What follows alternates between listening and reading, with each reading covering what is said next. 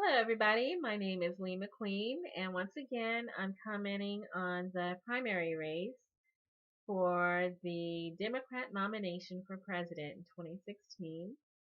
And the question I am asking tonight is what kind of person celebrates winning a fraudulent contest?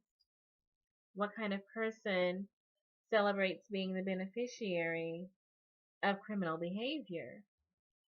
And I think that's something that I'd like people to mull over um, when they consider what's been happening this primary season. Over 140,000 voters were purged from the rolls in Bernie Sanders' hometown in New York. These voters could not cast a ballot for the candidate of their choice. And this purge occurred in the specific area of town where Bernie Sanders was born. It happened in Bernie Sanders' hometown. And a lot of people have been saying conspiracy theory, excuses, whining, sore loser, sour grapes for sport. But this is a fact. This actually occurred. And as a matter of fact, two election officials so far have been suspended over this incident. So it actually did happen. It's not a conspiracy theory. It is a fact that this purging happened and that this purge assisted in the accumulation of votes against Bernie Sanders because the people who may have wanted to support him were unable to. There's also an admission that party switching of affiliations, party affiliations occurred, and even some forgeries on documents have been discovered.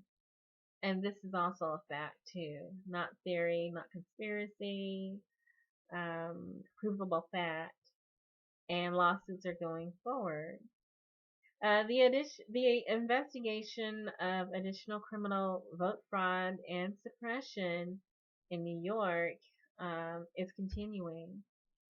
Lawsuits have been filed. The exit polls, the main indicators of vote fraud, are being scrutinized and compared to primary results because the discrepancies in several states between the exit polls and then the vote tallies are so wildly different, and it's beyond the margin of error. And whereas the exit polls lean towards Bernie, indicating a Bernie win, the vote tallies don't reflect that. And this has been happening in several states, indicating the possibility of fraud, actually indicating a pattern of possible fraud. And several districts are hand counting their ballots, scrutinizing their exit polls and the vote data to find out where the discrepancy occurred. Baltimore, as a matter of fact, is re-examining its vote tallies, trying to figure out why there's a discrepancy. There were 31 counties in Kentucky that reported fraud, including Pike County, where machines erased approximately 80% of the vote. This is something that should be a concern. And again, it's not a conspiracy theory, it's fact. These are reports by state election officials that something's been going wrong. Um, is everybody lying at the same time? Is everyone seeing aliens? Or is everyone noticing a pattern occurring in various states, regardless of whether the state election apparatus is controlled by Republican Party or whether it's controlled by the Democrat Party. For instance, Arizona is controlled by Republicans. They're the ones in power and decide the election process. In New York, the Democrats are in power. The problem is when we look at all of these irregularities, the suppression, the fraud, the forged documents, the erased data, the purged voters, the closing of polls, the running out of ballots, the suppression efforts, there's only been one beneficiary each time these irregularities have been noted. That beneficiary has been Hillary Clinton. Ted Cruz was not a beneficiary. John Kasich was not a beneficiary. As far as I know, Donald Trump wasn't a beneficiary. Bernie Sanders was not the beneficiary. In each case of these documented cases of vote fraud or irregularities or missing data, purged voters, suppression, Hillary Clinton was the beneficiary each time. And it's been happening in state after state. And it should concern those who wish to look away from all that and say, well, it's nothing. This criminal behavior, it's nothing. It's who cares? And when you turn your back on that criminal behavior, you're willing to overlook that. What does that say about you? And that's another question I think that I want to raise. Let's see. Irregularities in the 2016 primary also occurred. The 2016 primary. Well, actually, let me start over. There were severe irregularities in the recent election process in Nevada, which has become notorious for being complicated and confusing. However, in 2008, Barack Obama, who was engaged in a contest against Hillary Clinton in Nevada for the Democrat nomination, noted that there was behavior beyond complicated and confusing that occurred. There's behavior that rose to the level of fraud committed by the Hillary Clinton camp when they were contesting that election against Barack Obama. So there is a precedent for fraudulent behavior, bad citizenship in the state of Nevada during primary in 2008 by the Hillary Clinton camp. It's happened before, and then we see that it's happened again in 2016. If you don't learn from your past, you repeat it, and I think that's what's happened in this case. Barack Obama's team noted numerous instances of vote fraud and fraudulence in the process during the nomination process in the state of Nevada.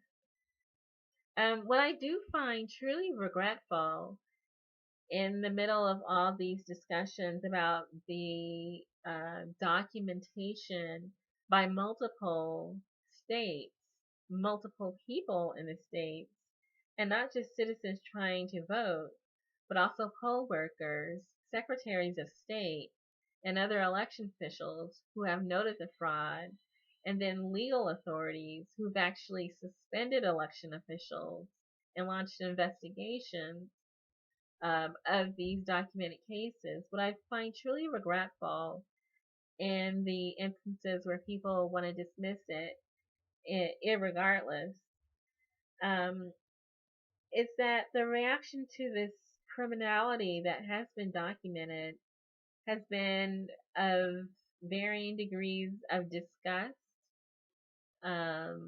with the people who have noted the behavior. In other words, blaming the victim, expressing disgust towards the victim, expressing anger towards the victim rather than the crime itself. And then also reacting to this criminality, the crime of disenfranchisement, suppression, and fraud, with actual glee and pleasure um, at the success of the criminal behavior. And I find that very strange reaction. And it says a lot about the people who are reacting to crimes being committed um, and being reported by the victims in that manner. What does that say? Nothing good, I don't think. There's been dismissal, there's been denial, and there's also been a kind of ill, a lack of concern. A lot of these crimes were committed towards younger people. Um, well, Gen X, Gen Y, the millennials, the new voters, people who wanted to try voting for the first time, and then they have the crime of disenfranchisement committed against them, which is criminal behavior. And instead of being angry with the crime or targeting the criminal, or yeah, the perpetuator of the crime, there's been targeting of the victims of the crime of disenfranchisement. Claims that these millennials and younger voters are too lazy and too flaky and ignorant and confused to vote. And that's the type of cruelty that's disheartening, that people would treat our younger generation that way. People all around the nation and all around the world, even via the benefit of the internet, because it hasn't been necessarily shown on mainstream media, but on the internet, there are rampant multiples of video evidence of long lines of college students, the poor, the working class, minorities waiting for hours in line to vote. We've seen that video evidence of people waiting in line, younger people, disabled people, elderly people, seniors, and college students waiting in line to vote. No bathroom, no water, no chairs, no disabled accommodations for people who might need to sit, nothing. They're waiting in line and then being treated very badly when they get to the polls. And then they're being ridiculed by other people because it was someone from someone else's party that didn't get to vote. And what does that say about you, that you would treat people like that? We watched the hearings in Arizona. We saw that online, where documentation and testimony was presented, and there was an admission by the Secretary of State that fraud did occur. That's not sour grapes. That's not a conspiracy theory. That's a fact. And I think that needs to get absorbed in some people's heads, because they're still trying to resist this reality that this occurred. It's There's been documentation. It's factual. It exists. Um, it's not your imagination. It's not a unicorn. It's something that unfortunately happened. It didn't happen to you, and so why should you care? Maybe because you have a conscience. We hope. Um, I'm gonna go ahead and also say, um, in nature, in the wild, in the animal kingdom,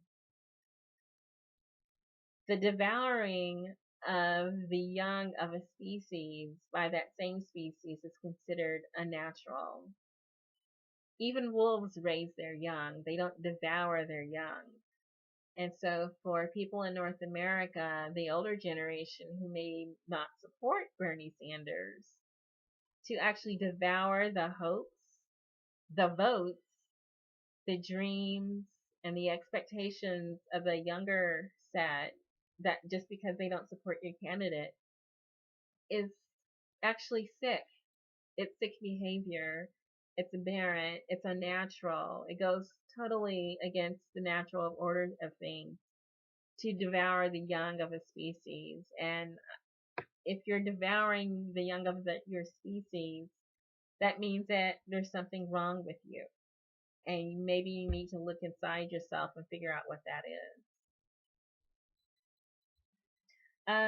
Truly, a decent person would be ashamed to say, in the face of all this documentation of fraud in a contest, I'm winning. I have more votes. I have more delegates. A decent person, a person with a conscience, would be ashamed to say that.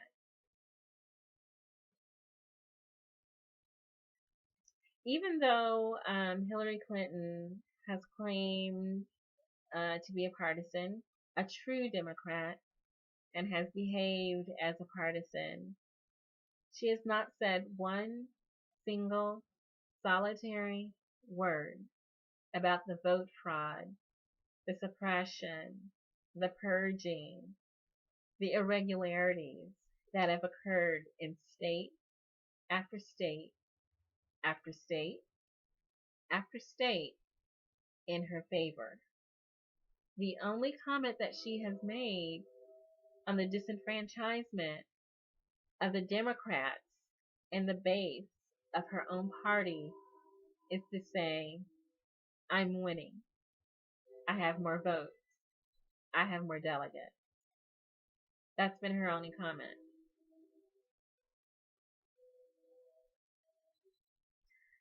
It's very disappointing that there's been a lack of leadership and a lack of concern. I'm going to finish by saying that it should be an indication to proceed with caution when you treat people like that. It does come back to you. The largest voting bloc in North America is not Democrat. It's not Republican. It's independent. Whether a candidate is Democrat or Republican, there needs to be an outreach to independents in order to win. Independents are very unlikely to support a candidate who commits fraud, who sanctions fraud, who benefits from fraud, who celebrates fraud. Independents are very unlikely to support that candidate. Proceed with caution.